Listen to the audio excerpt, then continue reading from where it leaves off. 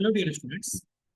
Engineering mathematics 4 की जो unit 2 application of partial differential equation, उसमें method of separation of variable का एक वीडियो लेक्चर मैंने बना दिया था। आज ये दूसरा वीडियो लेक्चर है। एक्चुअल में क्या है, method of separation of variable में दो टाइप की प्रॉब्लम क्रिएट होती है। पहले टाइप की जो प्रॉब्लम थी एकदम सीधी सीधी होती है। आपको इक्वेशन दी गई है इक्वल टू, मैंने आपको बताया था वेरिएबल सेपरेट करके आगे के मान के आगे बढ़ जाना है और कंडीशन सीधे सीधे अप्लाई करने हैं। दूसरी टाइप की प्रॉब्लम जिसमें कंडीशन अप्लाई करने से पहले हमें जो सोल्यूशन बनता है उसको थोड़ा सा मॉडिफाई करना पड़ेगा।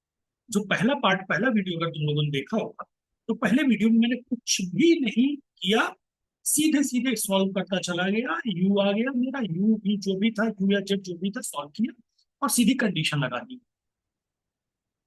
भाई आपको याद हो, यू इक्वल टू, मैंने एक्स इंटू वाई, पहले एक्स लिखा, ठीक है ना, तो U equal to X into Y कर दिया। तो जो एक्स की वैल्यू आई वो डाल दी, जो वाई की वैल्यू आई वो डाल दी और उसके बाद कंडीशन अप्लाई कर दी। ये जो कुछ इस टाइप का न्यूमेरिकल है जहां पर कंडीशंस अलग दी हुई है। जैसे यहाँ पर क्या है, कंडीशन में दो टर्म दिए गए, तो ऐसी प्रॉब्लम्स को यू हमें दोबारा मॉडिफाई करना पड़ता है। जो हमारा यू आया वो तो आया ही आया है, लेकिन उसको मॉडिफाई करेंगे। कैसे मॉडिफाई करेंगे, चलिए देखते हैं। लिखिए, सबसे पहले हमको पता है यू एक्स और टी का फंक्शन है। Let U is equal to capital X of x into capital T of t. That means u is a function of x only and t is a function of t only.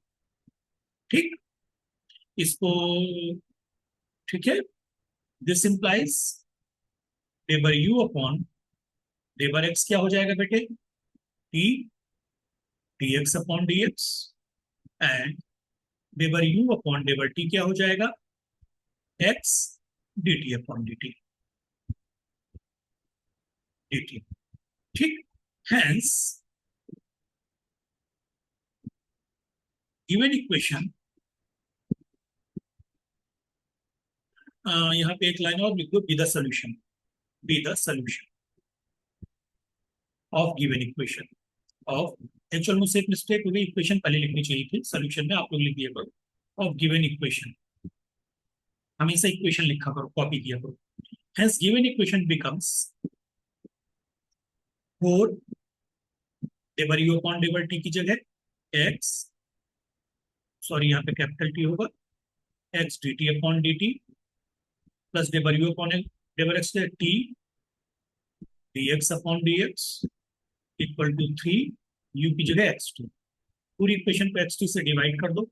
So this implies 4 by T D T upon D T plus 1 by X D x upon D X is equal to 3। अभी आपकी choice है, आप किसको right hand पे ले जाना चाहते हो। इस पे कोई हार्ड एंड फास्ट नहीं है कि आप किसी को भी राइट हैंड पे ले जाओ। अब मैंने मान लो एक्स है तो मैं एक्स को लिए जा रहा हूँ। 4 by T D T upon D T is equal to 3 minus 1 by X D x upon D X is equal to K से। आपने लेट कर दिया। अब यहाँ पे आपकी कॉपी दो हिस्सों में बढ़ जाएगी। सबसे पहला, अगर दो हिस्सों में नहीं बांटना चाहे तो first first solve 4 by T D T upon D T is equal to K, ठीक है। So this implies D T upon capital T is equal to K upon 4 D T. Integrate कर दो, integrated we get ln t is equals to k upon 4 t plus ln c1, ठीक है। So this implies t is equal to c1 e to the power k upon 4 t। Box के अंदर तो t solve हो गया। अब अगले page में हमें x को सॉल्व करना है। यहीं पे मैं t लिख ले रहा हूं। t की वैल्यू कितनी आई, C1 e की power k upon 14, C1 e की पावर k अपॉन 14। अब आपको क्या सॉल्व करना है, x। Now solve, now solve. एक बार x रीड कर लेते हैं, 3 minus one by X D x upon D X, 3 minus one by X D x upon D X is equal to k। ठीक, सो दिस इंप्लाइज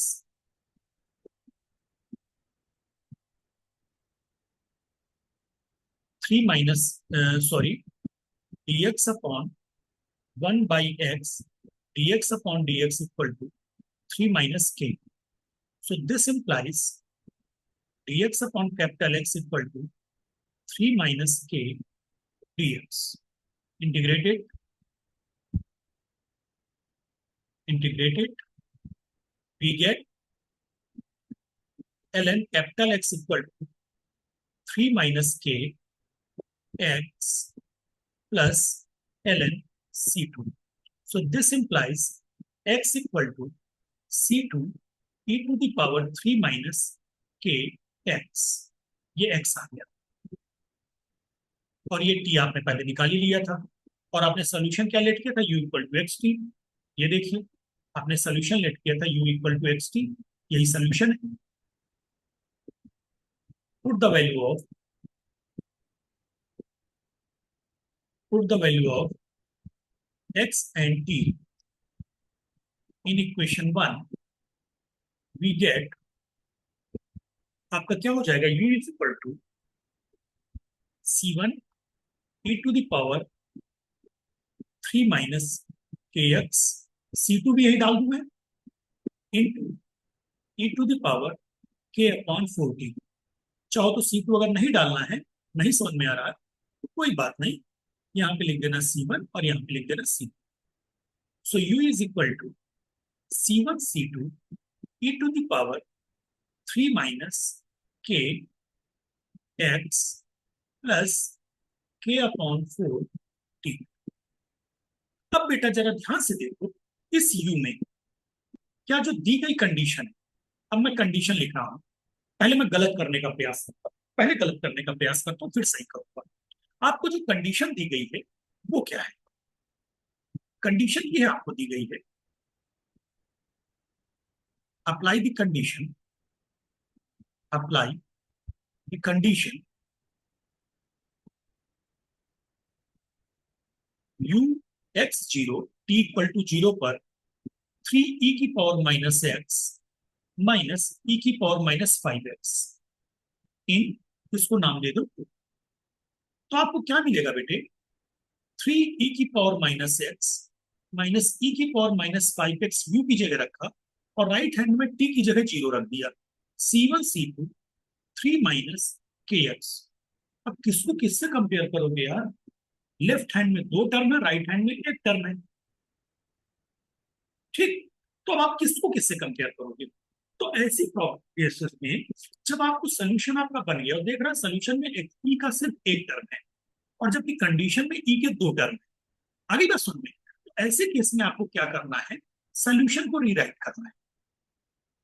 अभी condition ऊपर लिख के रहने दो, कंडीशन में बाद में इरेज कर दूंगा, फिर से दोबारा लिख दूंगा, क्योंकि मुझे बात पेज ना पलटना पड़े, इसलिए यहाँ लिखा रहने दे रहा हूँ।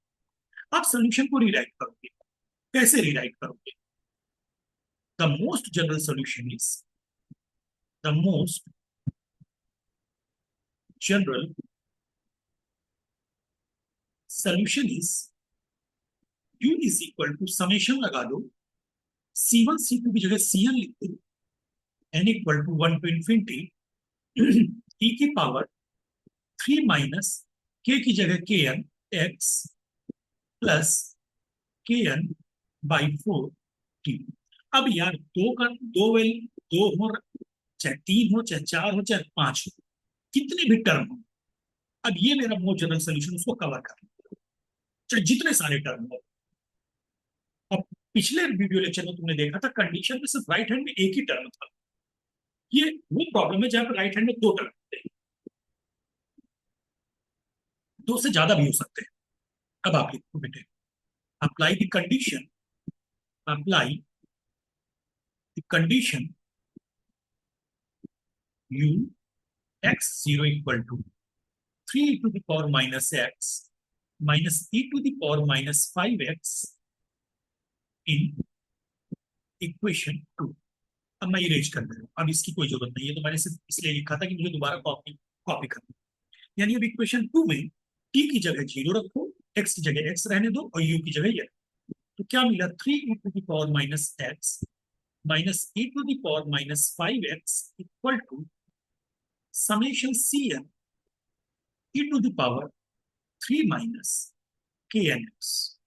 e तो 0 हो गया, अब इसको खोल दो, c1 e to the power 3 minus k1x plus c2 e to the power 3 minus k2x plus c3 e to the power 3 minus k3x plus and so 3 e to the power minus x minus e to the power minus 5x.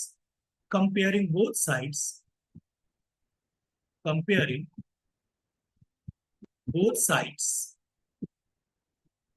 we get, पहले term को पहले term से compare कर दो, तो c1 क्या मिला, 3, और 3 माइनस k1 क्या मिला, -1। So this implies k1 equal to 4। तो c1 मिला 3 और k1 मिला 4। ठीक, अब दूसरे टर्म की बारी आई, c2 की दूसरे टर्म को दूसरे टर्म से कंपेयर कर दो। ठीक है, c2 क्या मिला, चाहो तो आप ऐसे भी लिख सकते हो, ठीक है सही लिख रहे हैं, दूसरे टर्म को दूसरे टर्म से कंपेयर करो, c2 इक्वल टू -1 और 3 माइनस k2 क्या हो गया, -5। So implies that k2 equal to 8। आगे and c3 equal to c4 equal to c5 equal to and so on equal to 0। बाकी कांस्टेंट 0 हो जाएंगे, चूंकि दो ही टर्म है तो दो ही टर्म कंपेयर हो। अब c1 c2 की वैल्यू यहां रख देनी 2 में। Equation 2 can be written as, equation 2 can, एक काम ये भी कर सकते हो, तुम डायरेक्टली ये लिख दो, put the values of c1 c2 c3 and so on and k1 k2 k3 and so on in equation 2। अब इक्वेशन 2 तो समेशन में है, तो that is u is equal to, अगले पेज पे चलते हैं, u is equal to c1 e to the power, एक बार कॉपी देख लेते हैं, 3 minus kn plus kn upon 4, c1 e की power 3 minus k1x plus k1 upon 4t plus c2 e की power 3 minus k2x plus k2 upon 4t plus c3 e की power 3 minus k3x plus k3 upon 4t plus and so. अब मैंने summation खोल दिया, अब c1 c2 की value रख दो, c1 3 k1 4, तो c1 3 k1 4 e की power 3 minus 4x plus 4 upon 4t plus c2 k2 देख लो, c2 -1 k2 8, तो c2 की जगह -1 k2 8 है, e to the power 3 minus 8x plus 8 upon 4t plus आगे के सारे c। So u is equal to 3 e to the power minus x plus t minus e to the power minus 5x plus 2t। ये आपका answer. Clear, आगे बात सुन में। तो इस तरीके से जब भी कभी आपके पास कंडीशंस ज्यादा होंगी, ठीक है, तो आप मोस्ट जनरल सोल्यूशन बनाएंगे। That is the first variety. एक और वेराइटी चलते हैं, सेकेंड वेराइटी। हालांकि ये फर्स्ट क्या आखिरी वेराइटी थी, सेकेंड वेराइटी जो मैं बताने जा रहा हूँ उससे कुछ चीजें और मैं क्लियर करना चाहता हूँ। चलिए, जैसे लिखिए, सॉल्व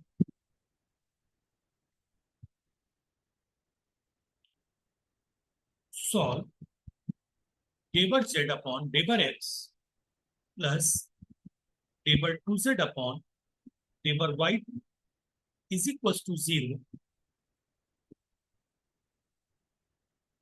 सोल्यूशन क्या दिया है, z x zero equal to zero. मैं आपको इक्वेशन पहले से लिख दूं।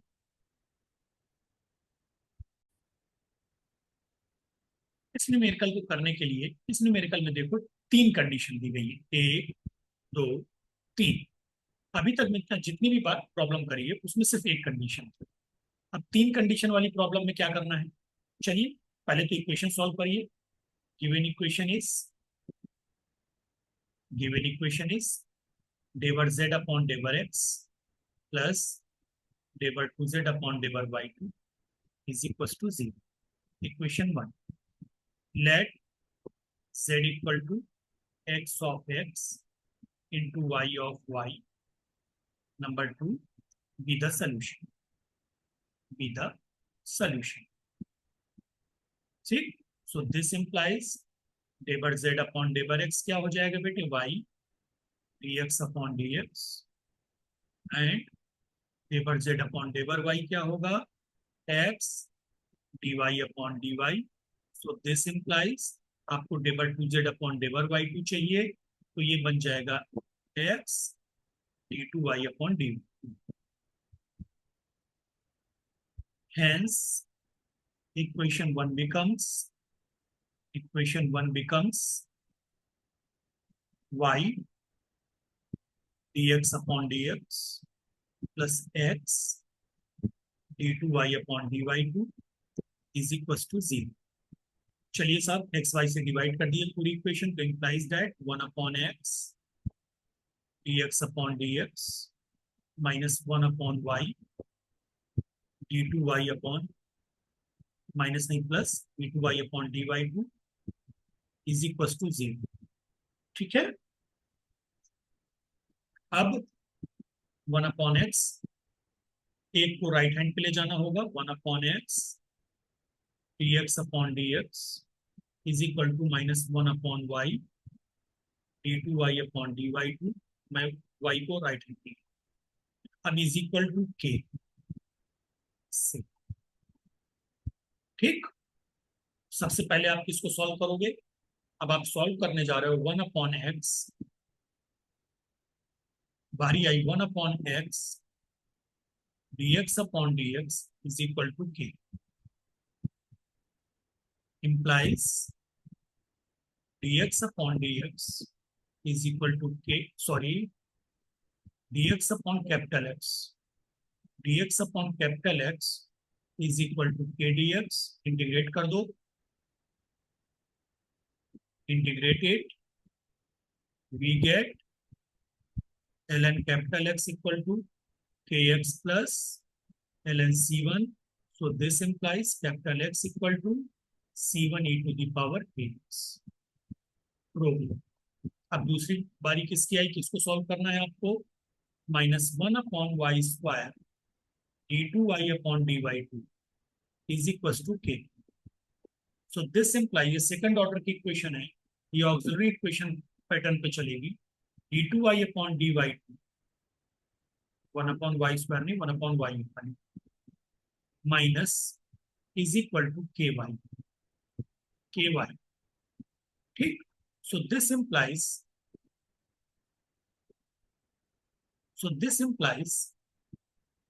d2y upon dy2 plus ky is equal to 0। ठीक है, अब इसकी ऑक्सिलरी इक्वेशन बना दो बेटा, एम स्क्वायर प्लस के इज इक्वल टू 0। अगले पेज पे चलते हैं, एम की वैल्यू क्या आ गई, प्लस माइनस अंडर रूट के आई, हेंस सी एफ क्या हो गया, C2 e की पावर ई की पावर नहीं, सॉरी, आई है C2 cos root k y plus C3 sine root k y, and P I चूंकि राइट हैंड साइड जीरो था हमारा तो zero, hence capital Y equals to C2 CF plus P I, लिखना पड़ेगा, मेहनत करनी पड़ती है। तो capital Y equals to C2 cos root k y plus C3 sine root k Y. ठीक है, अब हेंस बाई टू जेड था ना, जेड इक्वल टू, एक बार चेक कर लेते हैं जेड था कि नहीं, हाँ जेड था, C1 ई की पावर के x, z equal to C1 e की पावर के x cos under root k Y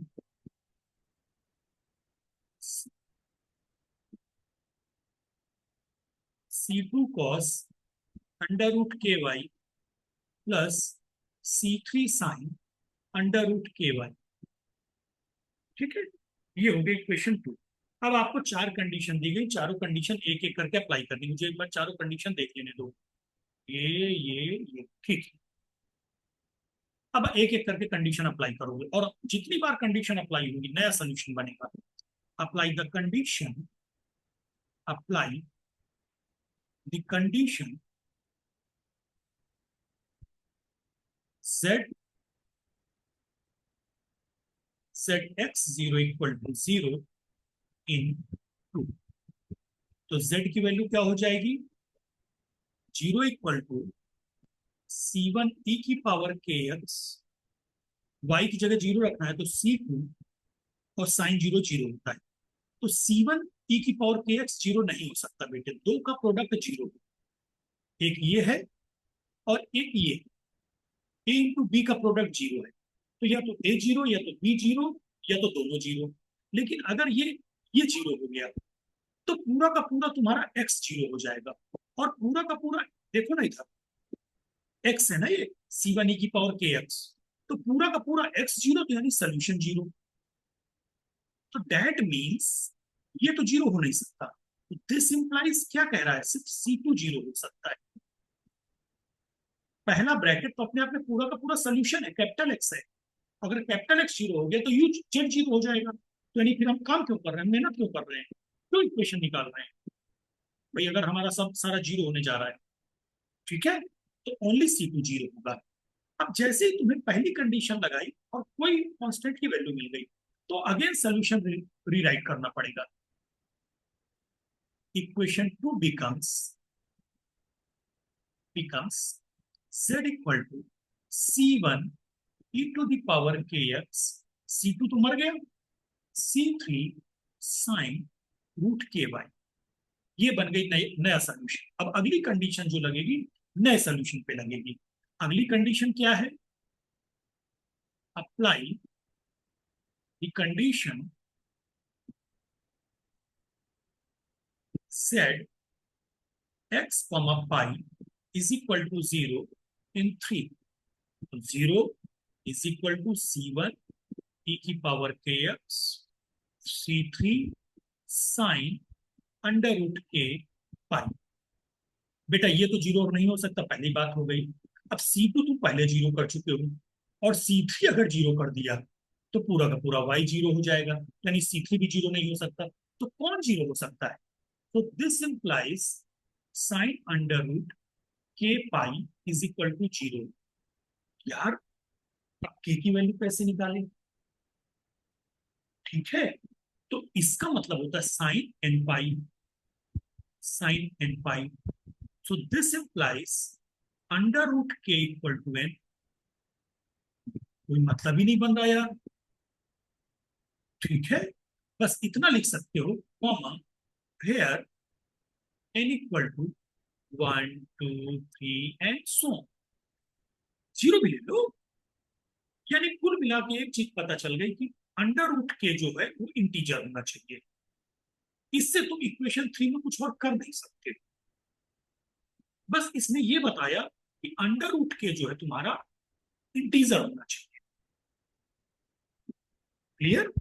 चूंकि n की वैल्यू 1 2 3 कुछ भी हो सकती है, तो अब हम अगली कंडीशन अप्लाई करके बस इतना ध्यान रखेंगे कि अंडर रूट के हमें इंटीजर में चाहिए। तो इसको इस कंडीशन का कोई बहुत ज्यादा इंपॉर्टेंस नहीं रही, बस इसने इतना बताया कि अंडर रूट के इंटीजर होना चाहिए।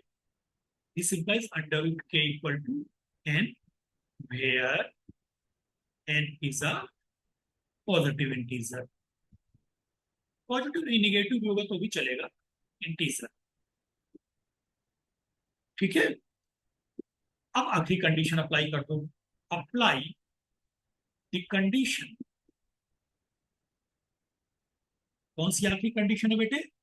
z0y is equal to 4 sin 3y in equation 3। तो क्या मिल जाएगा? 4 sin 3y is equal to c1 e⁻0x c3 sin √k। तो e⁻01 होता है तो हो गया c1 c3 sin √ky। Comparing both sides, दोनों साइड कंपेयर कर दो। Comparing both sides we get c1 c3 की वैल्यू हो गई 4, c1 c3 इक्वल टू 4, और साइन साइन y √k की जगह √k की वैल्यू हो गई 3 and √k is equal to 3 implies that k is equal to 9। Integer है, रूट के इंटीजर आ गया, बात खत्म हो गई। हेंस बाई 3 बस c1 c3 और k की वैल्यू रख दो ऊपर। z equal to 4 e⁻9x sin 3y। तो ये थी प्रॉब्लम जिसमें आपको एक साथ कई सारी कंडीशन दी गई थी। तो एक कंडीशन लगाओ, सोल्यूशन को रीराइट करो। दूसरी कंडीशन लगाओ, सोल्यूशन रीराइट। अगर कोई चीज जीरो आ रही तो ठीक है, कोई कांस्टेंट एलिमिनेट हो रहा है तो सोल्यूशन रीराइट करो। अगर कोई कांस्टेंट एलिमिनेट नहीं हो रहा, सिर्फ एक कॉन्सेप्ट पता चल रहा है, सिर्फ एक जानकारी मिल रही है, तो रीराइट नहीं करना सोल्यूशन को। फिर अगली कंडीशन लगाओ पुराने वाले सोल्यूशन पे और आंसर करो। ठीक है, अब एक और वैरायटी है बेटे, आप लोगों को शायद क्लास में कराया भी गया होगा। जो क्वेश्चन देखने दो, इक्वेशन सॉल्व डेबर 2b ओवर डेबर x2 इज इक्वल टू डेबर v ओवर डेबर t given v is equal to 0 when t is equal to infinite and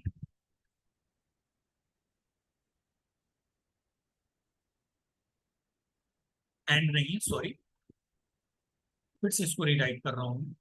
given v is equal to 0 when t is equal to नहीं होता, t tends to infinite as well as v is equal to 0 at x equal to 0 and x equal to l। इसका मतलब हुआ जो condition बनी तुम्हारी वो क्या बनी? v 0 है, x 0 और x l पर, और v किसका फंक्शन है? x और t का। v किसका किसका फंक्शन है? x और t का। तो सबसे पहले मैं कंडीशन समझाता हूं। इसका मतलब क्या हुआ? v 0, t is equal to 0, v l, t is equal to 0 and p is equal to 0 when t tends to infinite। ये न्यूमेरिकल एक्चुअल में अगर कभी लिख कर आ जाए, solve by using method of separation of variable, method of separation of variable आपकी पहली exercise में है वेरिएबल।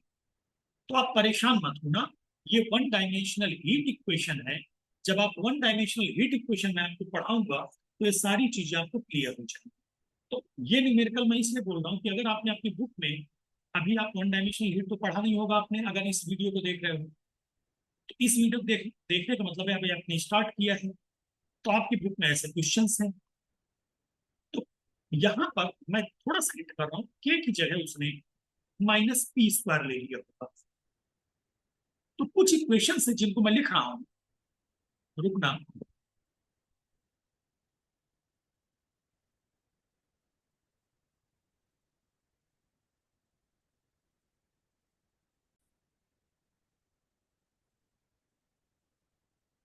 ये equation one dimensional heat equation, one dimensional sorry wave equation. ये equation two dimensional wave equation. ये equation one dimensional heat equation. ये equation Laplace equation. अगर आपको आपकी बुक की पहली एक्सरसाइज में method of separation of variable में ये स्टैंडर्ड इक्वेशंस मिल जाए तो कतई परेशान मत होना। एक और इक्वेशन लिखना भूल गया मैं, डेबर यू अपॉन डेबर t equal to c square डेबर टू यू अपॉन डेबर x2 प्लस डेबर टू यू अपॉन डेबर y2। ये है टू डायमेंशनल हीट इक्वेशन। अगर ये इक्वेशन मिल जाए तो जैसे आप हमेशा इक्वल टू के लेट कर रहे थे तो इक्वल टू -k² लेट करना। ऐसा क्यों करेंगे मैं आपको जब ये पढ़ाऊंगा तब समझाऊंगा, लेकिन अभी हाल फिलहाल इतना जानो कि अगर आपकी बुक में इनमें से कोई भी पहली एक्सरसाइज में इन इक्वेशंस के अलावा कोई दूसरी इक्वेशंस नजर आती है तो आपको के लेट करके सॉल्व करना। कुछ बुक्स जबरदस्ती -k² लिखती है, वो बच्चों को कंफ्यूज करती है। रीजन इस बात का है बच्चों को एक ही चीज बताई जाए, ठीक है? तो आप बिल्कुल कंफ्यूज मत होना। सिंपल, अगर ये इक्वेशंस मिलती है तो -k² लेट करना है। और चूंकि ये इसलिए मैं लिख रहा हूँ, ये आपकी अगली एक्सरसाइज, अगली एक्सरसाइज ये है, उसकी अगली एक्सरसाइज ये है, उसकी अगली एक्सरसाइज ये है, उसकी अगली एक्सरसाइज ये है, आपकी यूनिट 2 की एक्सरसाइज है ये। तो अगर ये मिलती है तो -k², नहीं पहली एक्सरसाइज में सारा के निकाल कर, ठीक है? चलिए प्रैक्टिस करिए। ऑल द बेस्ट बच्चों। तो हाँ, ये चीज तो बताने ही भूल गया। तो इसको अगर तुम सॉल्व करना चाहते हो तो -k² लेट करके सॉल्व करना। बाकी हम जब वन डायमेंशनल हीट करेंगे तो ये प्रॉब्लम करेंगे ही करेंगे, ठीक है? चलिए बच्चों, ऑल द बेस्ट।